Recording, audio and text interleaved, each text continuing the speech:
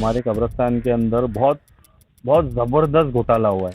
कल नगर सेवक को जब मैं वो कैसा है, हमारे पहले दोस्त ही थे, अच्छी खासी हमारी दोस्ती यारी थी, सलाम दुआ बहुत अच्छी खासी थी।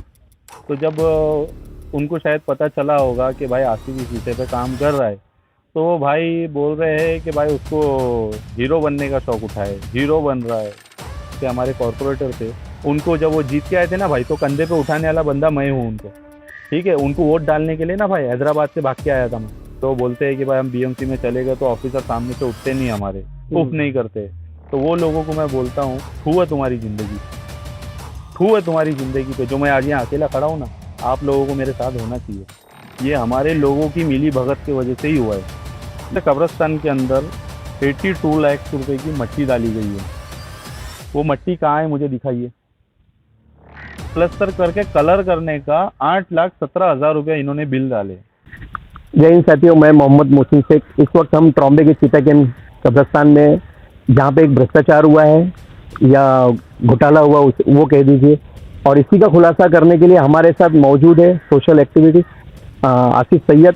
वो बताएंगे किस तरीके का यहाँ पे भ्रष्टाचार हुआ है और यहाँ पे कामों को लेके वो पूरा खुलासा करेंगे आपको। आसिफ सैयद जी, यहाँ पे जो आप भ्रष्टाचार हुआ है उसके बारे में आप हमें बताइए।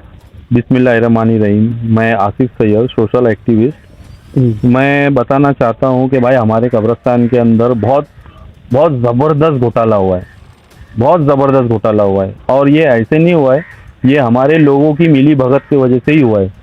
इसके अंदर मैं सबसे पहले आपको बता देता हूँ, सबसे पहले जो एकदम आग बन करके भी अंधा भी आएगा ना, ऐसा हाथ करके बता देगा भाई ये चीज़ तो बनी ही नहीं है। पूरे कब्रिस्तान के अंदर 82 लाख रुपए की मट्टी डाली गई है। वो मट्टी कहाँ है मुझे दिखाइए, कहाँ है। सिर्फ 4 पीस में मट्टी डाले। ये हुआ नंबर 1 घोटाला। नंबर 2, ईट। ईट 42 लाख रुपए की ईट यहाँ पे यूज हुई है भाई, उतनी हुई नहीं है, सिर्फ एक ही गाड़ी ईट आई थी। लेकिन वो ईट कहाँ यूज, मतलब जो हाँ वो यूज हुआ है, लेकिन एक ही गाड़ी हुआ है। वो भी कहाँ हुआ है मैं आपको बताता हूँ। जैसे कि ये सब जो है ना, ये सब टप्पे है, कहीं कहीं के डैमेज होते हैं ना, जैसे कोने में कहीं एक आध कहीं टूटा हुआ है, यही चीज़ रिपेयर हुआ है। और बाद में ये सब टाइल्स जो है ना, टाइल्स, ये टाइल्स 100 रुपये पेटी भी नहीं आता है, ये टाइल्स का यूज़ हुआ है यहाँ पे। खाली वो चिपकाया गया है और अंदर का कोई ईंट का काम नहीं हुआ है, खाली ये शेड का काम हुआ है। ये शेड का काम अच्छा हुआ है, जो अच्छा हुआ है मैं अच्छा ही बोलूँगा। ये शेड का काम अच्छा हुआ है पूरे कब्रिस्तान के अंदर, सिर्फ यही एक काम अच्छा हुआ है और बाकी कुछ भी ऐसा नहीं है। वो पीछे जो आप जो ऑफिस देख रहे हो, वो ऑफिस का मैं आपको बता दूं, सिर्फ है ना, सिर्फ प्लस्तर निकाल के, प्लस्तर करके कलर करने का 8,17,000 रुपया इन्होंने बिल डाले। सीमेंट का प्लस्तर, मतलब सिर्फ लीपापोती करने के लिए, लीपापोती करके कलर करने का, लीपापोती करने के लिए 8,17,000 रुपये, 17,000 रुपये का बिल डाला गया है। उसके उसके उत्ते में तो भाई वो 2 माले का वो बन जाएगा, ज्यादा बड़ा भी नहीं है वो, मतलब 2 माले का जो है सिंगल जीप अपना ग्राउंड प्लस 1, मतलब ग्राउंड प्लस 1 बन जाएगा, उतना मतलब बन जाएगा। और भी उसमें कोई एक्टिविटीज करना है कब्रिस्तान को लेके, मतलब तो उसमें वहाँ पे हो सकता है। बस इतना है कि मतलब एक सीमेंट का लीपा पोती करने के लिए लेप के उसका इतना बिल डाला गया है। उसका फोटो दे दूंगा, आप देख लोगे तो आप लोग को खुद ही समझ में आ जाएगा। और दूसरी चीज, जो ये गेट से लेके वो गेट तक जो दीवार बनी है, 100 मीटर की दीवार, 100 मीटर की सिर्फ दीवार बनी गई है। चारों साइड की दीवार बननी थी, चारों साइड की दीवार बननी थी, वो दिख रहा है कि जो कि नहीं बनी है। हाँ, वो भी ये नवी सामने की क्यों बनी है पता है, जो हमारा जो एमजीआर रोड है, एमजीआर रोड से जो दिखता है तो वो फ्रंट की दीवार है। तो लोगों को ऐसा लगता है कि यार कब्रिस्तान का बहुत बड़ा काम हो गया, मतलब, लेकिन असलियत जो अंदर आएंगे ना, उन्हीं को पता चलेगा कि भाई सिर्फ कुछ नहीं हुआ है, खाली एक दीवार वो 100 मीटर की बनी है और ये शेड का काम हुआ है और ये चिंदी काम, ये सब हुआ है बस। और इतना बड़ा, और इसके अंदर 6 करोड़ 84 लाख ऐसा कुछ समथिंग बिल है।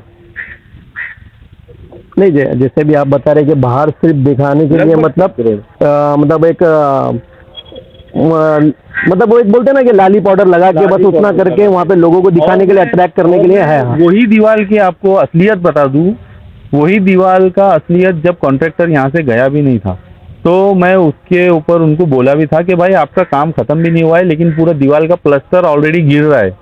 उसके ऊपर मेरा उनसे, और उस टाइम में कुछ तू मैं भी हुआ था कॉन्ट्रैक्टर से। फिर उसके बाद में मैंने एक न्यूज़ भी बनाया था वो न्यूज़ 5 फरवरी का है, आप लोग चेक कर सकते हैं, मुंबई प्लस के चैनल पे है वो। और उसको लेके उसके रिगार्डिंग हमारे इंजीनियर साहब, जो सब इंजीनियर बोलते हैं हम लोग, वो जून में है ना, जून में ये डेट दिखा देता हूँ मैं आपको, कितनी तारीख को वो आके लेटर देके गए। 10 जून को 2023 को वो आए थे यहाँ पे, मुझे ये लेटर देके गए। ये लेटर व्हाट्सएप पे भेजे थे मुझे, मैंने इसका प्रिंट आउट निकाला है। ये लेटर के अंदर ऐसा बताया गया है कि बहुत ज़्यादा बारिश होने के कारण वो पूरी दीवार का प्लास्टर पूरा गिर रहा है। उसका मैं आपको पूरा बाहर का दीवार की क्या हालत है मैं आपको बता दूंगा। वो दीवार का जितना भी प्लास्टर गिर रहा है, उनका कहना है ये बेस के अंदर कि भाई वो बहुत ज़्यादा बारिश होने के कारण गिर रहा है। बारिश कब स्टार्ट होता है? जून जुलाई में। ठीक है, मेरा ऑलरेडी फरवरी का वो पूरा न्यूज़ बना हुआ है। इसके अंदर ही आप समझ लो कि भाई ये कितना झूठ इसके अंदर है। ये लेटर है, मैं आपको मेंशन कर दूंगा। मैं कैमरामैन को कहना चाहूँगा कि आप ये लेटर के ऊपर जूम करके दिखाइए, ताकि हमारे दर्शकों को पता चले कि किस तरीके का लेटर आया है इनके पास और क्या इसमें लिखाया गया है। और बताइए। और मैं बताना चाहता हूँ, वही जो 100 मीटर की दीवार बनी है, दीवार बनने से पहले जो 1 फीट का खड्डा करते हैं, वो खड्डा करने का इन्होंने अमाउंट डाले हैं 11,83,000। 11,83,000, लगभग 12 लाख रुपए। खाली दीवार जो 100 मीटर की दीवार बनी है, उसको बनाने से पहले जो इतना सा जो नीचे गड्ढा करते हैं लाइन से, वो करने का सिर्फ 12 लाख रुपए इनका लगभग बिल है। सिर्फ गड्ढा करने का, दीवार बनाना छोड़ दो, सिर्फ गड्ढा बना, सिर्फ मतलब वो दीवार, हाँ, सिर्फ गड्ढा खोदने का 11 लाख का बिल है। मतलब करीब 12 लाख रुपए तक का, हाँ, 12 लाख का मतलब बिल है। हाँ, मैं वो भी आपको डिस्प्ले पे मिल जाएगा आपको। और मैं आपको बता देता हूँ, सीमेंट का यूज़ मैं आपको बताता हूँ। सीमेंट का, हमारे इधर सीमेंट है ना, सीमेंट का यूज़ मैं आपको बताता हूँ। सीमेंट का यूज़,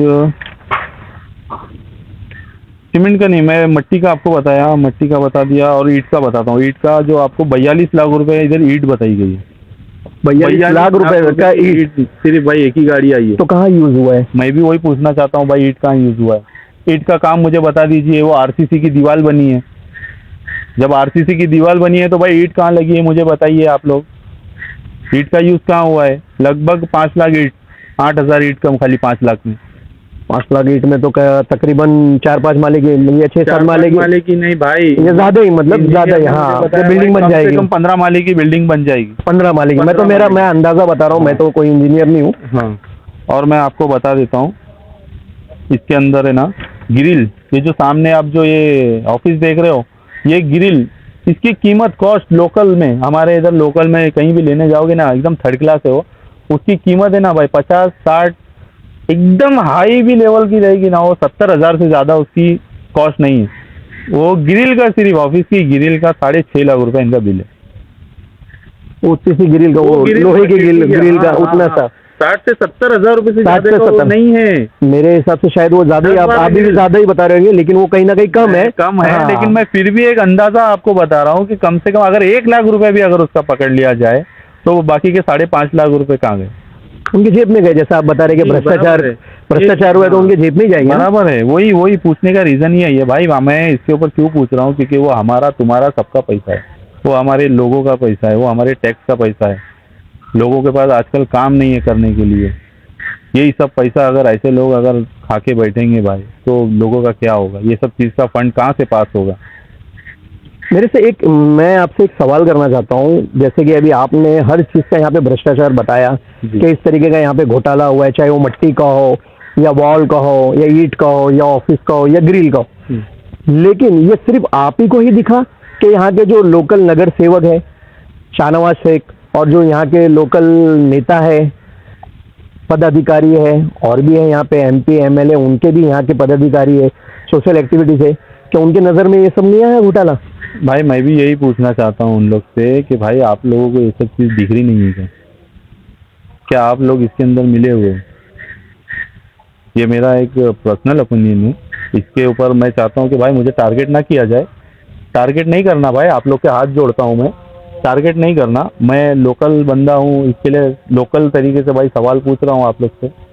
हमारे को कैसा है, अरे भाई मैं तो एक चीज़ बता देता हूँ, मेरे को एक कॉल आया था, फेक कॉल, किसका कॉल आया था? वो मुझे बंदा उसका नाम बताया, शमशेर मिर्जा बोल के है, और वो सीएम ऑफिस से कॉल कर रहा है बोल के मुझे उसने बताया कि मैं सीएम का मतलब श्री एकनाथ शिंदे फाउंडेशन का, शिवसेना फाउंडेशन का मैं हेड हूँ।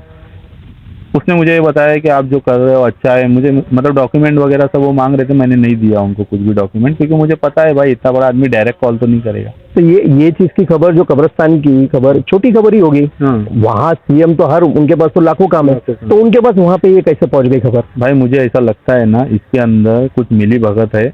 ये लोग जानना चाहते थे कि मैं जो अभी तक जो कार्रवाई कर रहा हूँ वो कहाँ तक पहुँचा है, मेरा क्या नहीं है। इसके अंदर कुछ लोगों की मिली भगत है। वो उसकी सेटिंग से वो मुझे कॉल किया था बंदा, उसका फोटो भी है मेरे पास, उसका नंबर भी है।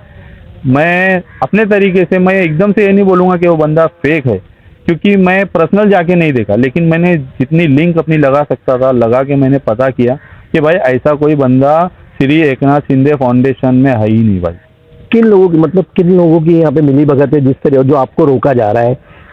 भाई मुझे किन लोगों की मिली भगत है इसके अंदर मुझे एक दो लोग के नाम पता है, लेकिन मैं उनका नाम ले नहीं सकता भाई, क्योंकि वो हमारे को सुनने में आ रहा है। जो मेरे खास दोस्त लोग हैं जिनके साथ मैं उठता बैठता हूँ, वो लोगों के घर पे जाके बोलते हैं कि भाई तुम्हारा बेटा वो आसिफ के साथ घूम रहा है, बोले आसिफ के ऊपर कुछ भी केस वेस तो हम लोग आज नहीं तो कल फिट कर ही देंगे, तुम्हारे बेटे को संभालो, उसके साथ मत घूमने दो, मिलने मत दो, ऐसा सब बातें चल रही है। अब जब ऐसा होगा तो भाई कौन सच के खिलाफ आवाज़ उठाएगा? नहीं, जैसे अभी आपने कहा कि सच के खिलाफ आवाज उठाने से लोग इस तरीके से आपको यहाँ पे टारगेट कर रहे हैं, आपको बोला जा रहा है कि मतलब आपके दोस्तों के जो आपके करीबी है कि उन पे केस कर देंगे, उनको झूठे केसों में फंसा दिया जाएगा। लेकिन ये एक बहुत बड़ा गंभीर विषय है कि जो आखिरत का, ये मुसलमानों की एक आखिरत का घर है, असल घर यही है, मिट्टी में ही हमें मिलना है। तो इसको अगर इसमें इस तरीके से घपला हो रहा है, इस तरीके से यहाँ पे भ्रष्टाचार हो रहा है, उसको साइड में रख के और आपके पीछे मतलब यहाँ पे पड़ना, तो कहीं ना कहीं ये लग रहा है कि लोग इसमें पूरे मिले हुए हैं, उनका भी कहीं ना कहीं इससे घर चल रहा होगा, या उनकी रोजी रोटी चल रही होगी, या फिर उनको कहीं ना कहीं ये चीज मिली होगी कि भाई आप इसको रोको, या पैसे दे के रोको, या जिस तरीके से रोकना है। तो ऐसा कुछ आपके पास मतलब आया, ऐसा कुछ आया पैसे की डिमांड? पैसे की डिमांड वगैरह तो कैसा है ना, मैं वो बोलना नहीं चाहता हूँ, वो तो हर किसी को आता है। लोगों को भी मालूम है कि भाई कोई कर रहा है तो शायद वो झोल के लिए ही कर रहा होगा। मेरे बारे में भी ये अफवाह चली थी कि भाई आसिफ अगर इस चीज़ पर आवाज़ उठाया तो शायद वो झोल के लिए कर रहा है, उसको कुछ चाहिए होगा। ऐसी सब अफवाह भी फैली थी बीच में, एक 4-5 महीना पहले। लेकिन मैं अगर ये चीज़ अगर वो लोग देख रहे हैं तो उन लोगों को उन लोग का जवाब मिल गया कि आसिफ पैसे के लिए कर रहा था या किस चीज़ के लिए कर रहा। ये मेरी बेटी की कब्र है भाई, ये मेरी बेटी की कब्र है, वहाँ मेरी दादी की कब्र है, यहाँ मेरे दादा की कब्र है, यहाँ मेरी नानी की कब्र है, वहाँ मेरे नाना की कब्र है। कल मुझे भी यहीं आना है भाई, कल मुझे भी यहीं आना है। पैसा लेके मैं क्या करूँगा? जो लोग इसके अंदर मिले हुए हैं ना, मुझे लगता है कि वो हमारे यहाँ के जो तवंगर अपने आप को समझते हैं, जो बहुत ज़्यादा अपने आप को जैसा कि बहुत ताकतवर समझते हैं, जैसा कि वो बोलते हैं कि भाई हम बीएमसी में चले गए तो ऑफिसर सामने से उठते नहीं, हमारे प्रूफ नहीं करते। तो वो लोगों को मैं बोलता हूँ, थू है तुम्हारी ज़िंदगी पे, थू है तुम्हारी ज़िंदगी पे। जो मैं आज यहाँ अकेला खड़ा हूँ ना, आप लोगों को मेरे साथ होना चाहिए था। ये थे हमारे साथ सोशल एक्टिविटीज आसिफ सैयद, जो उन्होंने यहाँ पे बताया कि किस तरीके का यहाँ पे भ्रष्टाचार हो रहा है, उसको उजागर किया है। और काफ़ी जगहों पे उन्होंने लेटर भी दिया है कि यहाँ पे बहुत किस्म के यहाँ पे घोटाले हो रहे। लोकल नगर सेवक को भी उन्होंने बताया है कि यहाँ पे इस तरीके का भ्रष्टाचार हो रहा है। लेकिन कहीं ना कहीं ये देखा जा रहा है कि सब लोगों का चक्की चूल्हा यहीं से जल रहा है। लोकल नगर सेवक को जब मैं, वो कैसा है, हमारे पहले दोस्त ही थे, अच्छी खासी हमारी दोस्ती यारी थी, सलाम दुआ बहुत अच्छी खासी थी। तो जब उनको शायद पता चला होगा कि भाई आसिफ इस विषय पे काम कर रहा है, तो भाई बोल रहे हैं कि भाई उसको हीरो बनने का शौक उठा है, हीरो बन रहा है। तो उस बारे में यहीं पे भाई कब्रिस्तान के अंदर मेरी उनसे थोड़ा तू मैंने भी हुई, ज़्यादा नहीं, बस भाईचारा जो था दिल में, जो एक दूसरे के लिए मोहब्बत थी, मेरे दिल से तो नहीं। अगर इस तरीके का अगर यहाँ पे भ्रष्टाचार का आपने उजागर किया है तो इसमें कोई हीरो बनने की बात नहीं। और अगर आखिरत के घर के लिए अगर हीरो बनने तो इसमें गलत बात क्या है? जो कि वो काम उनका है, वो यहाँ के लोकल नगर सेवक है। नगर सेवक का मतलब ये होता है कि नगर का सेवक जी, नगर का सेवक यानी कि हम, वो आपके हमारे नौकर है, नगर के नौकर है, ताकि वो नगर का काम करे, चाहे वो गटर नाली रोड चाहे मैं- कब्रिस्तान हो या धर्मस्थल हो या जो भी मैं है, वो उनका एक चीज़ काम है। एक चीज़ और बता देता हूँ, उन्होंने मुझे डायरेक्ट नहीं कहा था। वो हमारे एक जानने वाले यहाँ पे भाई है, वो उनके जहाँ हमारे कॉर्पोरेटर का घर है वहाँ पे वो रहते आना जाना है, तो उनको मिल के वहाँ पे बोले क्या बोले तुम्हारे ये का आशीष बहुत हीरो बन रहा है, हीरो बनने का शौक उठा है, ये सब बातें थी। तो मैं कैसा हमारा कांटेक्ट आपस में कुछ भी रहेगा तो एक दूसरे को कॉल करते थे हम लोग, तो मैंने फट से उनको कॉल किया। मैं बोला जो भी कॉर्पोरेटर शाहनवाज, उसको मैंने बोला कि आप कब्रस्तान में आओ, क्या है अपन को बात करने का। तो बात करके यहाँ पे मैंने उनसे क्लियर किया कि भाई आपने ऐसा क्यों बोले कि हीरो बनने का ये है। तो वो बोले कि मैं नहीं बोला, सीधा सीधा वो परस गए। तो चलो ठीक है, वो अपने को उस विषय पे नहीं जाने का, अपने को सिर्फ काम पे ध्यान देने का है ना। अगर वो चाहते, वो भी एक जिम्मेदार नागरिक है, यहाँ के हमारे कॉर्पोरेटर थे, उनको जब वो जीत के आए थे ना भाई, तो कंधे पे उठाने वाला बंदा मैं हूँ उनको, ठीक है। उनको वोट डालने के लिए ना भाई हैदराबाद से भाग के आया था मैं, उनको सिर्फ एक वोट डालने के लिए, ठीक है। जब वो जीते थे ना तो उनको कंधे पे उठाने वाला बंदा साथ में मैं हूँ। अगर नहीं यकीन आ रहा तो यूट्यूब में जाओ और जो आपका जो क्लिप है वो चेक करो। अभी आप जो भ्रष्टाचार के खिलाफ जो आवाज उठाई है, कब्रिस्तान के भ्रष्टाचार के, तो ये मुहिम कहाँ तक चली है, कहाँ तक ये मतलब पहुंचा है, और क्या मतलब अपेक्षा रखते हो आप कि किस तरीके की कार्रवाई है? जी, ये मुहिम तो मैं जहाँ से मतलब स्टार्ट किया था तो मैं अकेला था। फिलहाल अभी कुछ लोग जुड़े हैं मेरे साथ, मैं अकेला नहीं हूँ अभी। अभी मैं आपको बता दूँ, मैं सच में अकेला नहीं हूँ, मेरे साथ लोगों की है ना एक भरोसा जुड़ा है। जो कुछ लोग अभी अगर मैं आवाज़ दे दूँ ना, सिर्फ आधे घंटे के अंदर 1500 लोग खड़ा कर सकता हूँ, मैं आंदोलन कर सकता हूँ। लेकिन अपने को नहीं करने का है। अपन चाहते हैं कि भाई एकदम शांतिपूर्वक अच्छे से हमारा जो काम सही तरीके से नहीं हुआ है वो हमको करा के वापस से दो। अगर नहीं दे सकते तो हमको बुलाओ सामने सामने, हम क्या और उसके ऊपर क्या काम कर सकते हैं। अगर आप नहीं करके दे सकते तो हम और कुछ दूसरा काम आपको बोलेंगे, भाई हमको जो जो चीज़ की सुविधा नहीं है हमको वो करके दो। ये थे हमारे साथ आशीष सैयद, जो उन्होंने अपनी बातें रखी और उन्होंने कहा है कि हमारी इस तरीके की मांग है, जो कब्रिस्तान के अंदर घोटाला हुआ है उस घोटाले को साइड में रखते हुए वापस को उस कब्रिस्तान का काम किया जाए, वापस से उसको दुरुस्त किया जाए। और जो लोकल लोग हैं, कहीं ना कहीं मैं उनसे भी अपील करता हूं, मैं मेरे चैनल के माध्यम से, कि ये हमारी आखिरत की जगह है और असल यही हमारा घर है। आप भी उनका साथ दो, ना कि उनके पीछे से उनकी मजाक बनाओ, ना उनकी टांग पकड़ के खींचो। मैं मोहम्मद मोहसिन शेख, कैमरामैन इब्राहिम के साथ।